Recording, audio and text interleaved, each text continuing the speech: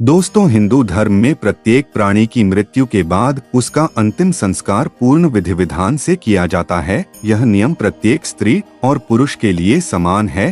परंतु दोस्तों, जब किसी बच्चे या गर्भवती महिला की मृत्यु होती है तो उनके अंतिम संस्कार की विधि किसी सामान्य मृतक से अलग होती है और इस विषय पर गरुड़ पुराण के 10वें अध्याय में विस्तार से बताया गया है। इस वीडियो में हम इसी विषय पर बात करेंगे। दोस्तों, जब भी कोई महिला गर्भावस्था में होती है तब उसके शरीर में एक नहीं बल्कि दो आत्माओं का निवास होता है, अर्थात एक महिला की खुद की आत्मा और एक उसके गर्भ में पल रहे बच्चे की आत्मा। ऐसे में अगर किसी गर्भवती महिला की मृत्यु हो जाए तो सबसे पहले बच्चे को महिला के पेट से चीर कर निकाल लेना चाहिए, क्योंकि माता की मृत्यु के बाद उसके गर्भ में पल रहे बच्चे की भी मृत्यु कुछ देर में हो जाती है। यदि गर्भवती महिला की मृत्यु तुरंत हुई हो तो संभव है कि उसके गर्भ में पल रहे बच्चे में जीवन हो और बच्चे की आत्मा अभी भी उसके शरीर में हो, और ऐसी स्थिति में अगर बच्चा जीवित बचता है तो उसका पालन पोषण परिवार के अन्य बच्चों की तरह ही किया जाना चाहिए। और अगर बच्चा मृत निकले तो उसका अंतिम संस्कार कैसे किया जाता है वो भी इस वीडियो में आगे जानेंगे। नमस्कार दोस्तों, दीन धर्म चैनल पर आप सभी का स्वागत है। अगर आप भी श्री कृष्ण के भगत हैं तो कमेंट में जय श्री कृष्णा जरूर लिखे। तो चलिए शुरू करते हैं आज की प्रस्तुति। दोस्तों, गरुड़ पुराण के 10वें अध्याय में गर्भवती महिला के अंतिम संस्कार से जुड़ी एक स्पष्ट विधि का वर्णन मिलता है, जिसके अनुसार मृत गर्भवती स्त्री का अंतिम संस्कार गरुड़ पुराण में वर्णित क्रियाकलापों का पालन करते हुए ही करना चाहिए। मृतकों का उनकी अवस्था के अनुकूल बताई गई क्रिया के अनुसार ही अंतिम संस्कार किया जाना चाहिए। एक निश्चित अवस्था के बाद व्यक्ति का उपनयन संस्कार किया जाता है और जिन व्यक्तियों का उपनयन संस्कार हो जाता है उनका पूर्ण विधि विधान से अंतिम संस्कार किया जाता है। स्त्रियों में उपनयन संस्कार नहीं होता, बल्कि विवाह को ही उपनयन संस्कार के ही तुल्य मानकर उनका दाह संस्कार करने का विधान है।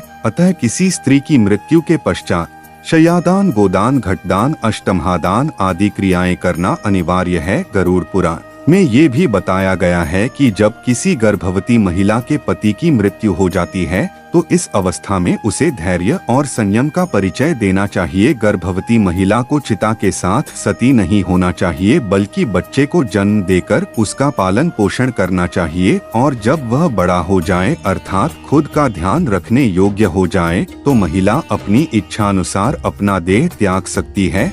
परंतु दोस्तों, कालांतर में सती प्रथा का अंत हो चुका है और ये प्रथा कहीं भी देखने को नहीं मिलती। इन सब के अलावा गरुड़ पुराण में यह भी बताया गया है कि जवजात शिशु अर्थात अल्पायु में मृत्यु को प्राप्त होने वाले जीव जिन्होंने अभी कुछ भी अधर्म नहीं किया होता है, ऐसे जीवों के मरने पर होने वाली अंतिम क्रिया भी कम ही होनी चाहिए। इसलिए उनकी अंतिम क्रिया में दाह संस्कार करने का विधान नहीं है, बल्कि जमीन में गड्ढा खोदकर रीति रिवाजों के साथ दफनाने का विधान है। मृत शिशु के मुंह में तुलसी के पत्ते के अलावा चांदी या सोने का कुछ अंश डाला जाता है, फिर नहला धुलाकर उन्हें नए श्वेत वस्त्र पहनाए जाते हैं और फिर उचित स्थान पर दफना दिया जाता है। ऐसा नवजात शिशुओं से लेकर 8 साल तक के बच्चों के साथ किया जाता है।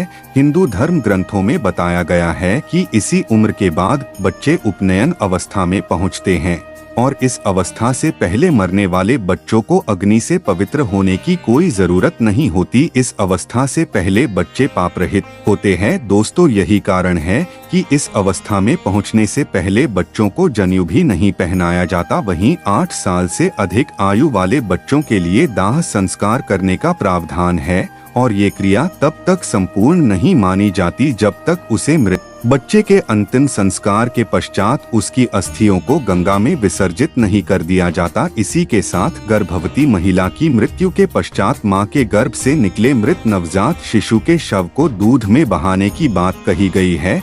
गरुड़ पुराण में गर्भ के नष्ट होने के संदर्भ में अलग से एक तथ्य का वर्णन किया गया है, जिसके अनुसार गर्भ नष्ट होने पर कोई क्रिया तो नहीं की जाती, परंतु ऐसे शिशु की मृत्यु होने पर विशेष रूप से दूध तथा अर्थात दूध का दान करना उचित माना गया है। तो दोस्तों आज के लिए बस इतना ही। उम्मीद करते हैं हमारे द्वारा दी गई जानकारी आपको पसंद आई होगी। तो मित्रों अगर यह वीडियो आपको पसंद आई हो तो वीडियो को लाइक शेयर जरूर करें। अगर आपने हमारे चैनल को सब्सक्राइब नहीं किया है तो सब्सक्राइब जरूर करिए। और हाँ, वीडियो को अंत तक देखने के लिए आपका बहुत बहुत धन्यवाद।